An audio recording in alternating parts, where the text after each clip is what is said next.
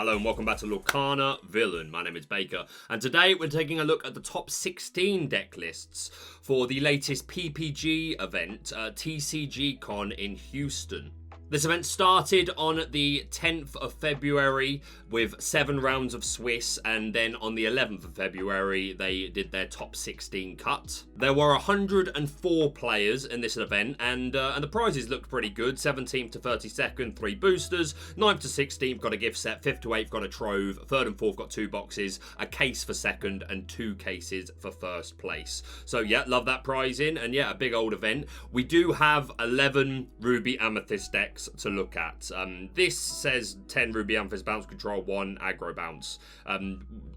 Respectfully, I disagree. When we get to this list, I don't think it's different enough to bounce to the standard RA control to really differentiate. It's running a 2/2 LeFou and Arthur, but it's running Maleficent Dragons and things like that. So in my opinion, this is just this is 11 Ruby Amethyst lists, but a couple of them have a little bit of spice, and there are some other inks to look at, and it is my job to document the top cut lists. So I know a lot of people are just absolutely done with Ruby Amethyst, but it's what I'm here for. We're going to keep covering it. So let's take a look at the top 16 deck lists. Hey, just an additional note, I'm recording this bit after everything that you're about to see and after editing most of it. I got my time zones wrong, and I thought that they had already finished the top 16, so when I recorded all this, I've reported 1st, 2nd place, etc.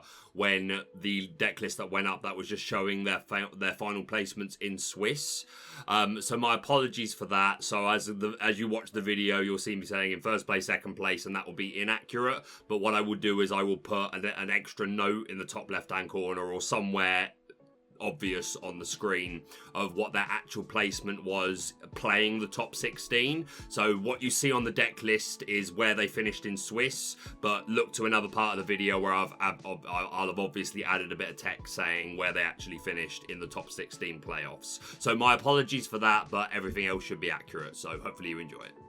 So we will do all of our Ruby Amethyst in a row, and we'd be starting there anyway, because in 1st place we have Alberto with some RA Shadow Control. We've got 8 1-drops, 3 Kuzcos, so lots of early drops to put down, and the Kuzco's obviously good to play into things like Be Prepared and just board wipes like Grab Your Sword. We've got 4 Snake, 4 Fox to bounce. We've got 4 Goat and 3 Rabbit, also 3 Maleficent for the draw. We're running 2 copies of Crab to boost our characters, and also to boost our Stylish Surfer Mini to answer opposing evasives. We're also running the 2 copies of Peter Pan Shadow to give evasive to our rush characters, so our foxes, and our 3 copies of Maui can also deal with evasive and just be annoying themselves. There is 1 copy of Pinocchio here, Talkative Puppet, telling lies. When you play this character, you may exert chosen opposing character. Good against aggro, and just exerting characters is always strong. This was very common early format, fell off for a few weeks, and then it came up again the other day, and yeah, like Pinocchio was always good. 3 copies of Tremaine, 2 Ursula, 1 Elsa, 2 Maleficent, so lots of these high-end cards, so we should have a pretty good late game.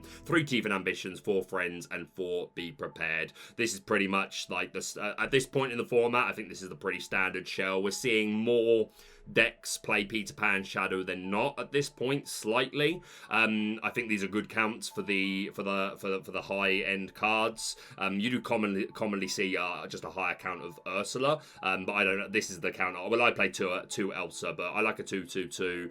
So yeah, deck looks really good. Congratulations to Alberto.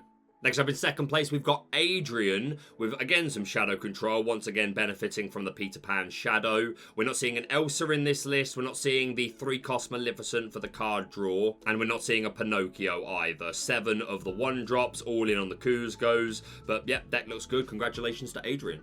Next up in top 4, we've got Aaron, who's playing the exact same list. Yep, Adrian, Aaron, exact same 60, so congratulations to Aaron.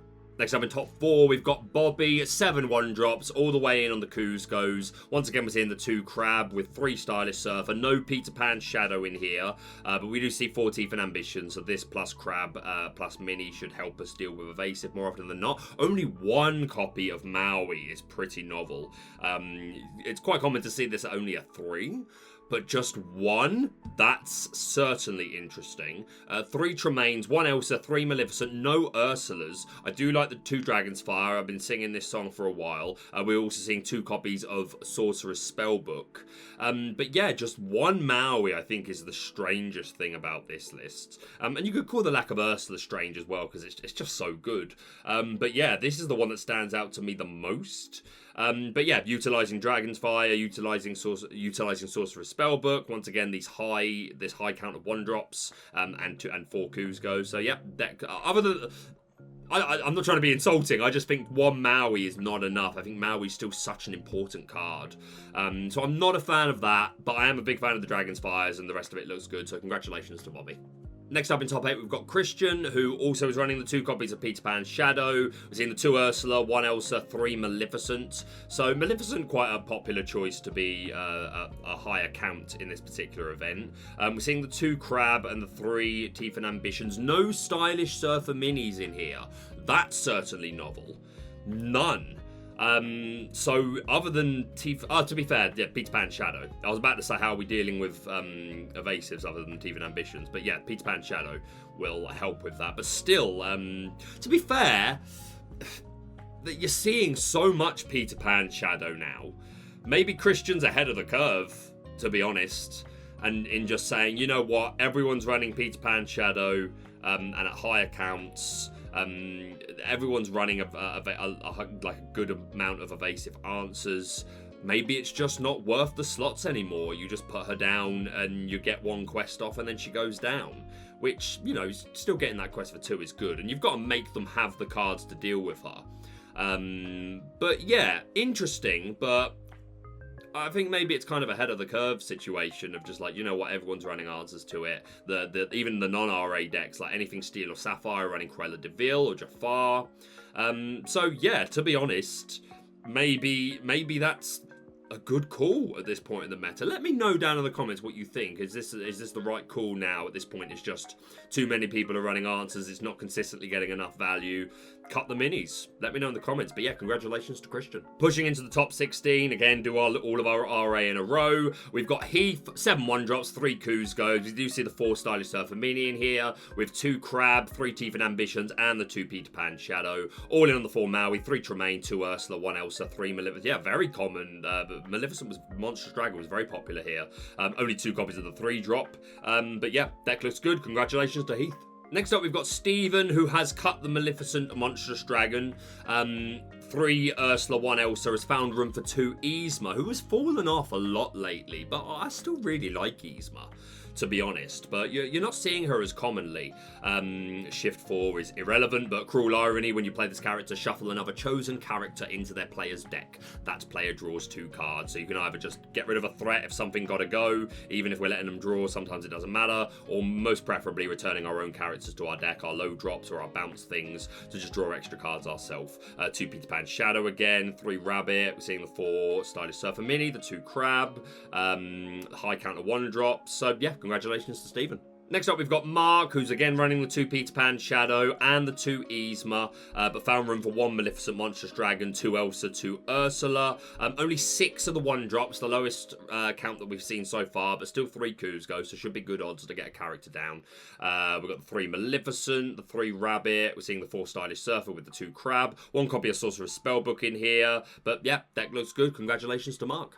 Next up, Jacob, also running the 2 copies of Peter Pan's Shadow. No Maleficent Monstrous Dragon here. The 3 Ursula, the 1 Elsa, the 4 Mini. No Crabs in here, but Peter Pan's Shadow should be doing the job for us well enough, so I think that's fine. 7 1-drops, 4 Kuzcos, but yeah, deck looks good. Congratulations to Jacob. I apologise that I'm not saying a whole lot about Ruby Amethyst at this point. I hope most of you get it. Like, there's I don't know how much more I can say. And don't get me wrong, I still try and make all my videos like beginner friendly, so that you can come in having not knowing the game and understand what everything does. But I think we're so close to the end of the meta now, that it's going to change so soon. If a brand new player stumbles across this video as my first one, I wouldn't recommend getting to intentionally know, yes, learn the cards, but the meta's changing, so, well, changing to a degree at least. I know there's some speculation that the card pool we've got seems like things might stay relatively the same, but I am optimistic. But yeah, I hope you get it why I'm no longer going into full depth about every single card. Again, when we get new meta, I will do that for like the first 2.5 months at least. But yeah, Ryan, we have with Fireball Control. We're running 3 copies of Dragon's Fire, which I do not hate. I'm a big advocate for the Dragon's Fire. Also the 3 Maleficent, 3 Ursula, no Elsa in this list. Mostly everything traditional, no Pete's Pan Shadow, but we're running 3 Crab to go with our Stylish Surfer Mini. No Teeth and Ambitions, but we got the Dragon's Fires that are additional answers to Evasive. 8 1-drops, no Kuzgos in here. But a little bit of spice, Jafar, Keeper of Secrets. This was my favourite art of Chapter 1. Yeah, I'm a big fan of this card. Well, the art of it. I don't think it's great, but 4-cost Inkable, 0/5 stat line, Quest for 2, and Hidden Wonders. This character gets +1 strength for every card in your hand. So not something we've seen in a long while. But yeah, like Ruby Amethyst tends to want to have a big hand, so if you have got that big hand, and this is quite a respectable 4-drop to put down, even if you're only like 4 strength, 3 or 4 strength, that's not a lot. That's enough to take out a lot. 5 willpower means you survive a lot. Obviously not things like Maui, but you can often challenge into a lot of things and you'll survive it. And hey, Ruby Amethyst hands can get up to 6, 7, 8 cards, so a potential Ursula answer. I'd be Ryan, if for any reason you're watching my video, did you one-shot an Ursula with this Jafar? I need to know. But yeah, massive props for running this Jafar. I just like to see something a bit different. And yeah, I'm a fan of the 3 Dragon's Fires. I would like to see some Kuzgos in here. I do think they're good. All in on the Tremaine as well. But yeah, congratulations to Ryan. And our last Ruby Amethyst list, this is the one that was called like aggro, which I can see why it's running the 2 LeFou and the 2 Arthur, but it's not all in. And we're still running 3 Maleficent and 2 Ursula, so I wouldn't really call this the LeFou loop, like mid-range aggro version. I've called it Toolbox because we're just trying to dip into lots of things. So yeah, lots going on here. We've got 6 1-drops and 2 Kuzgos. So 8 1-drops to 8 cards that we really want to get down by turn 2 latest. Only 3 copies of Snake. I mean, you got to make the cut somewhere to make room for all these additional things. Still the 4 Fox, 3 Maleficent for the card draw. I'd probably go 2 Maleficent and 4 Snake, personally. We're seeing the 2 Crab, 3 Mini. We're seeing the 2 Peter Pan Shadow, 4 Goat, 3 Rabbit. The 2 Yzma making her way in here as well. 3 Tremaine. The high-end cards, as I already mentioned. Also finding room for the 2 Dragon's Fire, which, again, I'm a fan of. 3 Teeth and Ambitions, 4 Friends, 4 Be Prepared, and 1 Sorcerer's Spellbook. So trying to do a bit of everything. I haven't tried a list of... I've tried it both ways. Obviously, the more Ruby Amethyst high end, and then the LeFou loop, which is so good, by the way. But yeah, I've just called this Toolbox. But yeah, deck looks good. I'd like to... It feels like maybe it's trying to do too much, and it would be a little bit less consistent. I don't know. I always feel bad saying things like that when I haven't tried at least a close enough version to the 60 I'm looking at. But yeah, did very well to Jacob, so congratulations to them. Alright, moving away from Ruby Amethyst Control, welcome back. We've got Chris in top 8 with some Sapphire Steel Honeywheel. So, I've actually put a poll recently on the channel to go and vote in. If you're running Sapphire decks, are you running the Winnie the Pooh or are you running the Mickey Mouse Detective? At the end of the season, I'd like to do a look at all the top 8/16s that I've covered and do some analytics as to like the most common versions of builds and things like that. And it's an interesting piece of data because I think Mickey comes up more, but we do see Winnie come up quite a lot as well. I think it's maybe 60-40% split. Maybe a little more tilted in the Mickey direction, but still, we do see Winnie the Pooh a lot. 4 drop words. 4 copies of the 3-cost Inkable, 2/3 stat line, Quest for 2. Whenever this character quests, you may put a card from your hand into your Inkwell face down. So obviously, Mickey is uninkable, so that makes it a disadvantage, but Mickey immediately gets his effect. There is a chance that Winnie the Pooh never does if he gets smashed or Strength of a Raging Fire, which is a disadvantage. The advantage of Pooh is that he quests a bit higher, he's got a better stat line, and there's a chance that you get this ability off multiple times. But again, also the disadvantage of it's more cards from your hand, which sometimes is fine. Like this deck's running 4 copies of Fishbone Quill. Like often, if you can get use the first few turns to just play nearly all of your hand out, and then turn 5 a whole new world. We don't have a way of doing it earlier than turn 5 in this deck. Some do, some run like the Cruella de Vil or things like that, but no way of doing it earlier than turn 5. But yeah, if there is a way to do that, then that's fine. But if that's not your hand, then personally I prefer the Mickey Mouse just straight off the top of the deck. But let me know in the comments, go vote in the poll. It'll be one of the pieces of data that we look at when I do my season wrap-up analytics video. But let's look at the entire deck. We're running 4 copies of Royal Vizier Jafar with a 3/2 stat line, only a 2-drop inkable, quest for 1, and I don't trust him, sire, gaining evasive during your turn, so you can take out those stylish surfer minis and those Peter Pan shadows. 4 copies of Prince Eric, who becomes a 3/3 when challenging, who's a really nice character to just put down and check the opponent, stop them questing so carefree without consequences. 3 copies of Judy Hopps, who removes banishes an item when she enters play, and the owner of that item draws a card. We can play that with our own items if we want, but this is item removal really, to get rid of the Sorcerer's Spellbooks, the Sleepy's Flutes, the opposing Fishbone Quills, things like that. Before Winnie the Pooh, as I said, 4 copies of Belle, who has Read a Book, which is another way that we can accelerate our inkwell in conjunction with Fishbone Quill and Winnie the Pooh. But most importantly, my favourite part, making her a 5 lore character when you have 10 or more ink in your inkwell. So just becomes have an answer for me, or I'm questing like mad and hopefully coming out in front. 4 copies of Flaversham with the Artificer, letting him banish an item when he enters play and when he quests. Only 2 of the different items in here, but again, that's 9 times out of 10, that's the way this deck likes to run. Just 4 Porpsicle that can let you draw a card and has some healing that it can do, and the Fishbone Quill, as I mentioned, to accelerate our inkwell. 4 copies of Cogsworth, who can sing our 5-cost songs, has ward, so it's harder to remove. Questing for 2, although you wouldn't always quest because you want him to keep him safe because of his unwind ability, giving resist 1 to all of our other characters, just making our opponent's maths a little more frustrating. 4 copies of Tragic Hero Beast for the additional card draw, and does have the option, if he's got damage, he can become a 7/5 stat line character, and works nicely with the Porpsicle if our opponents chip away at him to stop us drawing extra cards, and we can use the Porpsicle to heal him up a little bit.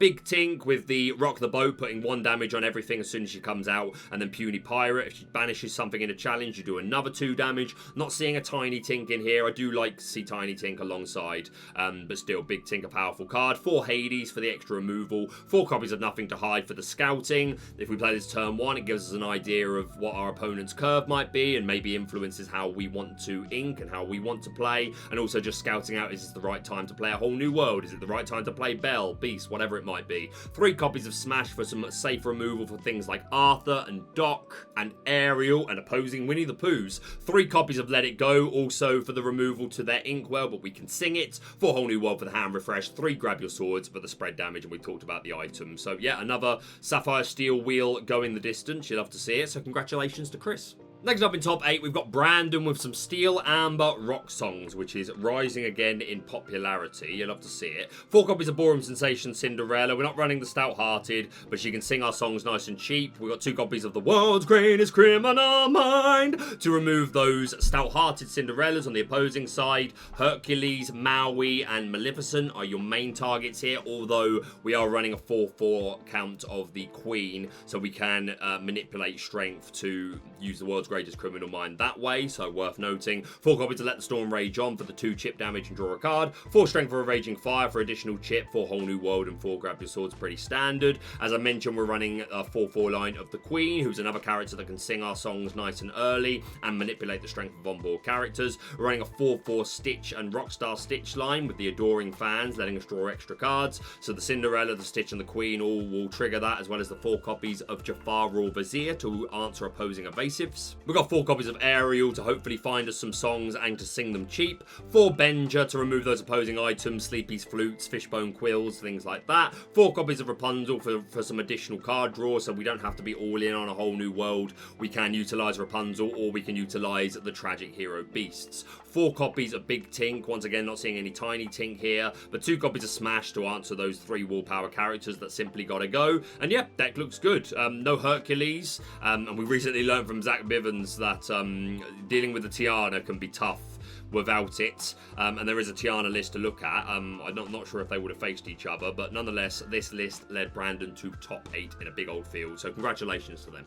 Speaking of that Tiana list, we have Christopher here running Tiana Bodyguards. So Tiana here, 4-drop, uninkable, 1/4, quest for 2, resist 2, and what you give is what you get while this character is exerted, and you have no cards in hand, your opponent can't play actions. So no grab your swords, no be prepared, no whole new world, none of the chip damage cards, nada, just lock them down. And in that vein, we want to empty our hand and protect her. So we've got 4 copies of Hercules and 4 copies of the Prince. The Prince quests a little higher and has resist 1, and Hercules has a 3/3 stat line, so he does take out the challenging Madam Mim Fox, which is an important interaction, I think. 3 copies of the Rapunzel and 4 copies of the Beast for some additional card draw. We are seeing 4 copies of Cinderella Ballroom Sensation, just to be, again, to sing our Let the Storm Rage On and Strength of a Raging Fire cards, and to sing one of our 4 copies of Zero to Hero. Count the number of characters you have in play. You pay that amount of ink less for the next character you play this turn. So we play 1 characters every turn. Then by turn 3, then we can be getting out some quite big things. So yeah, this looks good to me. The 4 Cinderella, the 4 Lilo is an aggro character. We're running the 4/4 Queen line again. 4 Simba Bodyguard, additional bodyguard to Hercules and the Prince. We've got 4 copies of the Huntsman, who I really like. 2-drop, inkable, 1/1, quest for 2, and Change of Heart. When this character quests, you may draw a card, then choose and discard a card. So not only helping us find the key pieces that we need, but when we want to empty our hand for Tiana, we can get rid of those uninkables or just cards that are a little bit harder to get out of our hand. 2 copies of Doc to play some characters cheaper. Just 1 copy of Benja for item removal. Seeing the 3 copies of Maximus as additional bodyguarders, and 2 copies of Beast Selfless Protector. Whenever one of your other characters would be dealt damage, put that many damage counters on this character instead. So he's just going to soak it all up for our Tiana. And yeah, Tiana Bodyguards consistently top placing in tournaments pretty much since she rose to popularity maybe 3 weeks ago. So yeah, huge congratulations to Christopher. And finally, for top 16, 2 competitors, one named Robert Green and one named Robert Toops. I don't know if I'm mispronouncing that surname, but 2 Roberts, both ran Emerald, Steel, Bibbidi, Bobbidi, Bucky, and played the exact same 60. So, name of the game, make our opponent discard, but something very novel here, no Prince John. A statement. An absolute statement. No Prince Johns. And we're seeing stout-hearted Cinderellas here as well, which is interesting. But yeah, the lack of Prince John, that is probably the most interesting thing out of all of these lists, in my opinion. Gives you less uninkables. And to be honest, I'm not saying I wouldn't run Prince John, nor am I trying to claim I thought of this. I tend to be quite honest about those sort of things. So no, I hadn't considered not running it, but if you think about it, in my experience playing against Bucky, or even with it, it's not always completely necessary. And to be honest, if they play turn 2 Bucky, I find myself praying they play turn 3 Prince John, because I don't want to see a second Bucky go down. Or even putting down Tinkerbell and open up turn 4 Big Tink next to Bucky can just feel so bad. And it has the Beast for card draw. It has the Jafar Dreadnought for card draw. So, interesting. An absolute statement from the 2 Roberts. 4 copies of the 1-drop Flynn Rider to shift into our own biggest fan, Floodborn Flynn Rider, who can quest for 4 when our opponent has an empty hand, although that reduces by 1 for every card that they have, and he has evasive. But this deck just tends to have... I very rarely see this not succeed in emptying the hand, and you can fall so behind in lore and Flynn will just catch you up. So yeah, really strong. 4 copies of Simba Future King, because we really need to find our key pieces on the first copy. Like, we need to find at least 1 Bucky, and in a perfect world if we can find 2, then that's great. 4 copies of Cinderella, the Knight in Training, who can also filter through our cards, letting us draw and discard, so make sure we're finding our key pieces, and she can shift into our Floodborn Stout-Hearted Cinderella. 7 cost inkable, 5/5, quest for 3, resist 2, and the Singing Sword when we play songs we can challenge ready characters. And there are 3 songs in this deck. Not seeing Grab Your Swords, which often is a 2 count in these decks, but not for the Roberts. Instead, 4 copies of Let the Storm Rage On, 4 copies of Sudden Chill for additional discard, and 4 Bibbidi Bobbidi Boo. No Hypnotize in this deck either. 3 copies of Jafar Raw Vizier to not only answer evasive, but we can shift into our Floodborn version. 4 Tiny Tink, 4 Big Tink, just 1 copy of the Lucifer for the really aggressive hand discard. And again, playing this with Bibbidi Bobbidi Boo can just end games on its own. And 4 copies of Improvise. Again, we can play this turn 1 just to find key pieces. And like even my version of Bibbidi Bobbidi Bucky, which was not as aggressive as this, at least in the I wasn't running the Stout-Hearted Cinderellas for a start. My point I'm trying to make is the maths used to sometimes matter a little bit, but in a deck like this with more cards like the Cinderella Stout-Hearted, I can imagine it fixes maths even more. So yeah, a slightly different take on Bibbidi Bobbidi Bucky to what I've seen most consistently. And both run same list by both Roberts, and it's quite novel. So I've got to assume that they are friends or know each other or playtest partners or something. If either of the Roberts are watching, please let me know. Or if this is an absolute coincidence, then you two should playtest together because clearly you're of the same mind. But yeah, huge congratulations to Robert and Robert. And that's it for the top 16 deck lists for the PPG Houston event. I am going to go straight on. I am still to cover SCG Con in Hartford, which was a 3-day event with 3 different tournaments. I've been hoping that the rest of the deck lists would become available. They still haven't, and I think if I leave it much longer, there's not going to be a whole lot of point. This will look different. I'm just going to use inkdecks.com, who will be linked down below, and just casually go through them. I'm not going to show you every list unless I think it's something that's particularly interesting to talk about. But yeah, there were 3 events. We'll start off with the Friday, where they've only been able to find 3 of the top 8 lists. We've got Anthony. Everything looks pretty standard here. 4 Ursula, 2 Elsa, 2 Maleficent, running the Peter Pan Shadow, 1 Sorcerer's Spellbook, 6 1-drops, and 3 Kuzco. We've got George running 8 1-drops, 2 Kuzco, 1 Crab, 2 Peter Pan Shadow, 2 Ursula, 1 Elsa, and 3 Maleficent. And we've got John, who's running no Elsa, high Ursula count, 2 Maleficent, all in on the Tremaine. No Peter Pan Shadow in here, but we are running just 1 copy of Fidget to be an evasive answer. 7 1-drops, 2 Kuzco. That's all the lists from the Friday. I believe it was the Saturday. That was the 5K. And we've got Robert in first place with some Steel Amethyst. 4 copies of Befuddle. I'm really enjoying in my Amethyst list, especially against opposing Amethysts. It just slows them down so much if you're able to get that snake back to their hand. 4 Maleficent for the aggro. Also 4 Olaf and 4 Tiana. So lots of 1-drops here. 4 Snake, 4 Fox, 4 Maleficent, 4 Pinocchio for the aggro. Just 1 copy of Arthur for Arthur for some additional aggro. 4 copies of Bodyguard Hercules making his way in here. 2 Storm Rage On, 4 Strength for Raging Fire, 1 Spellbook, traditional Merlin cards, and the Beast. So yeah, congratulations to Robert on first place. In second place, we had D. Burns, who is running the 2 Peter Pan Shadow and the 2 copies of You Can Fly. So lots of evasive answers, plus it makes more of our characters evasive and just be annoying. 4 copies of LeFou, 3 copies of Arthur, and 2 Goofy in here. So also a couple of high-end cards, 3 Ursula and 3 Maleficent, no Elsa. But yeah, really leaning into the evasive stuff and a little more of the higher counts of the mid-range LeFou loop sort of stuff. So yeah, congratulations to them. In top 8, we've got RJ, once again the Peter Pan Shadow, 1 Spellbook, 7 1-drops, 3 Kuzcos, no Elsas, but 2 Yzma in here. In top 8, we've got John, who's got the 2 Spellbooks, the 2 Peter Pan Shadow, the 2 Dragon's Fire, 4 copies of Yzma, that's a higher count than we used to, 2 Ursula and 2 Maleficent, no Elsas. Oh, and 63 cards, but yeah, congratulations to John.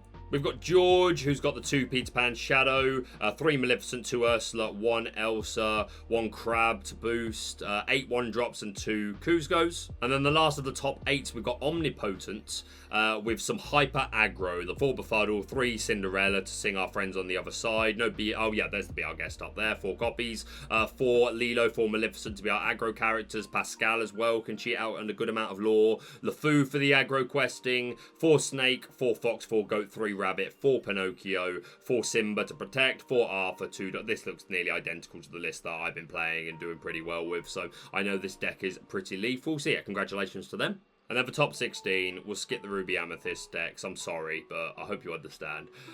This looks nearly identical to the list we just looked at, but running the 2 Sorcerers Spellbook in here. And the 4 copies of Maleficent for the card draw. But again, looks good, hyper aggro. And then another Steel Amber Tiana Bodyguards. 2 copies of the Stout-Hearted Cinderella in here to shift into our Ballroom Sensation.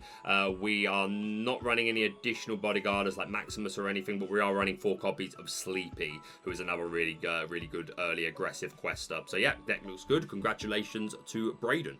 And then there was a 1K on the Sunday, once again won by Ruby Amethyst. Is this the same person with the 1 fidget? Not sure, I'll check later. But yeah, 1 copy of Fidget for to be an evasive answer. No Peter Pan Shadow, but 2 Crab in here to go with 3 Maleficent, 1 Spellbook. High counter Maleficent of 4, 2 Ursula and 1 Elsa. So yeah, congratulations to Carl. And second place, we'll take a quick look as well. 2 Peter Pan Shadow, 1 Crab. No Elsa, but 3 of Ursula and Maleficent. 8 1-drops and 2 Kuzgos. Top 4, Braden. This is definitely the same person. This is absolutely the same person. So yeah, another great showing for Tiana Bodyguards from Braden. We'll skip to the Steel Sapphire.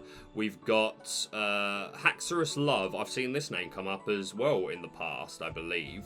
But yeah, we're another Sapphire Steel Wheel. We've talked through pretty much all of this. We're running 1 copy of Hard-Headed Beast in here to be the item removal, and you can shift into your Tragic Hero, and he can sing the 5-cost songs. Opted for the Cruella de Vil over Jafar. Cruella de Vil or Jafar? That's my next poll. This is data I need. But yeah, deck looks good. Congratulations to them. And then we've got Jay Murrin, who also ran Sapphire Steel Wheel.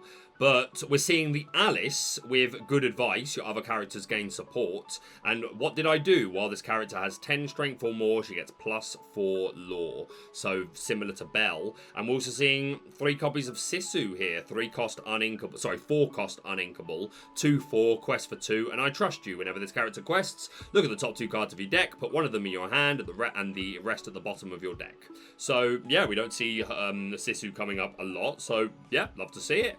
2 copies of Robin Hood for the card draw and gains evasive during your turn. 2 copies of Gaston, 6-cost uninkable, 4/4, quest for 3. And when you play him, you can look at the top 3 cards of your deck, put 1 in your hand and the rest at the bottom of your deck. So yeah, another card that comes up a lot. The Alice is the most novel. And I've seen her come up a couple of, not in games that I've played against, but just on Twitter, people showing games where they've got Alice in their hand, and I think I'm a bit behind. Did she suddenly get really good, and I just haven't got the memo? But yeah, interesting, and did well for this person. So congratulations to them. And then we'll look at the final one that's on here, top 16. We've got Emerald Steel Discard.